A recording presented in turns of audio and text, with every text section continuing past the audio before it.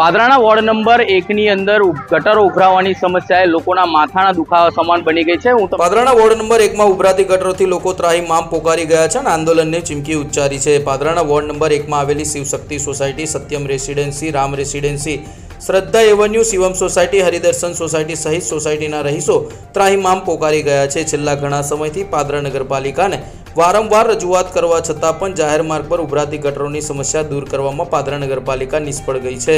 જોકે ત્યાંના નજીક આવેલી એક સ્કૂલમાં પણ વિદ્યાર્થીઓને દુર્ગંધ મારતા પાણીમાંથી પસાર થવાનો વારો આવ્યો છે અને જેના કારણે લોકોમાં ભારે રોષ ભભૂકી ઉઠ્યો છે। પાદરા નગરપાલિકાના ઉપપ્રમુખ ગૌરવ અંબાલાલ સોનીનો વિસ્તાર છે, જ્યાં લોકો ગૌરવ અંબાલાલ સોની વિરુદ્ધ સૂત્રોચ્ચાર પણ કર્યા હતા। સ્થાનિક લોકોએ આક્ષેપ કર્યા છે કે અનેકવાર ગૌરવ સોનીને રજૂઆત કરવા છતાં પણ કોઈપણ પ્રકારની કાર્યવાહી કરવામાં આવતી નથી અને ઉપરથી ખોટા જવાબ આપવામાં આવે છે। સ્થાનિક લોકોએ આક્ષેપ કર્યા છે કે તેઓએ મચ્છરજન્ય રોગ ન થાય તે માટે ડીડીટી પાવડર છાંટવાનું કહ્યું તો તેઓએ કહ્યું કે તમારી જાતે છાંટી લો। તે પ્રકારનો ખોટો જવાબ આપતા લોકોમાં ભારે રોષ ભભૂકી ઉઠ્યો છે। આવનારી ચૂંટણીમાં આ બાબતનો જવાબ આપવાનો પણ સ્થાનિક કોર્પોરેટર સામે લોકોએ જણાવ્યું છે। કોર્પોરેટરની ચૂંટણી દરમિયાન વિસ્તારમાં પેસવા દેવામાં નહીં આવે તેવા પણ લોકોએ રજૂઆત કરતા રોષ વ્યક્ત કર્યો છે।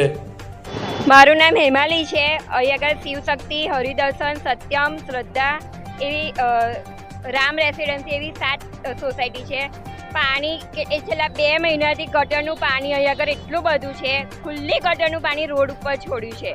અહીં રહેવાય એવું નહીં, બહાર ઘરની બહાર નીકળે છે, એટલી બધી લીલ થઈ ગઈ છે કે છોકરાઓને બહાર નહીં કઢાવ્યા। અહીંયા આગળ ખાનગી સ્કૂલ આવી છે, તો અમારા છોકરાને લેવા મૂકવા જવાનું કેવી રીતે જવાનું?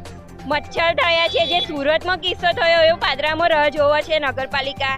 કહેવા જઈએ છીએ વોર્ડ નંબર 1ના કોર્પોરેટર ને ઉપપ્રમુખ જે અહીંયા જ રહે છે ગૌરી, એને એવું કીધું, અમે કહેવા ગયા, કમ્પ્લેન કરી કે વાર લાગશે, હજુ 10-15 દિવસ વાર લાગશે। આજે કેટલા ટાઈમ થયા હતા, પછી ગણપતિ વિસર્જન પત્યું, કશું નહીં। અમે કીધું પાવડર છોડાય, ત્યાં કહે છે કે હું તમને આપી દઉં ગુણ, તમે તમારી જાતે છોડાવો। ત્યાં સફાઈ વેરોવાનો લે છે, અમે વેરોવાનો ભરીએ છીએ, અમે જાતે જ કરાવો તો પછી અમે વેરાવાના ભરીએ નહીં। વારવા આવતા નહીં, રોડનો ઠેકાનો, કસ્તાના ઠેકાનો નહીં, અને વેરા તો દર મહિને ચડાઈને ભરે છે। વેરો ના હોય તો વર્ષમાં માફ કરી દે। આ આવું નવું રહેવાનું હોય ને તો। શિવશક્તિ બંગલોમાં રહું છું। છેલ્લા 2 મહિનાથી આ પરિસ્થિતિ છે કે જે ગટરનું પાણી, જે સંડાસ ને બાથરૂમનું પાણી છે, એ આ એરિયાની અંદર એટલું દુર્ગંધ અને એટલી ગંદકી ફેલાઈ રહી છે કે જેને કારણે અહીંયા આગળ હું પોતે બહુ બીમાર છું અત્યારે।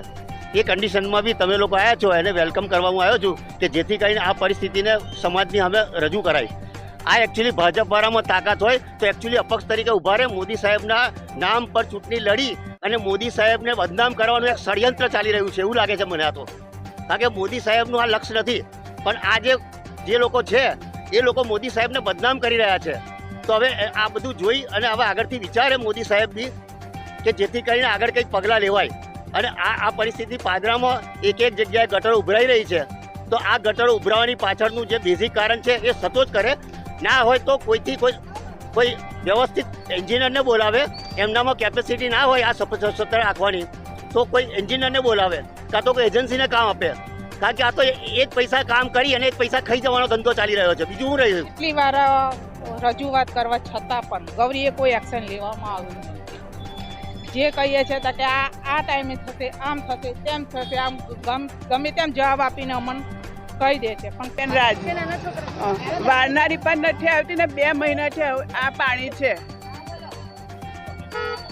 જવાની જ કેટલી તકલીફ, છોકરાને સ્કૂલે મૂકવા જ કેવી રીતે આવીએ ને કવાઈ જાય, છોકરા બીમાર પડે, વારનારી નહીં આવતી, કચરા પેટી વાળો આવે છે, મન મોજીલો છે, એને આવવું હોય તો આવે ને ના આવવું હોય તો ના આવે। રસ્તામાં મળે ને આપણે કે આવતા કેમ નહીં ભાઈ, તો કે આવીશ કાલે। ગૌરીને કહીએ કે કચરા પેટી નહીં આવતી, તો કે તો આવશે, કે તો કચરો નાખવા અમે કઈ કે ચોમાસામાં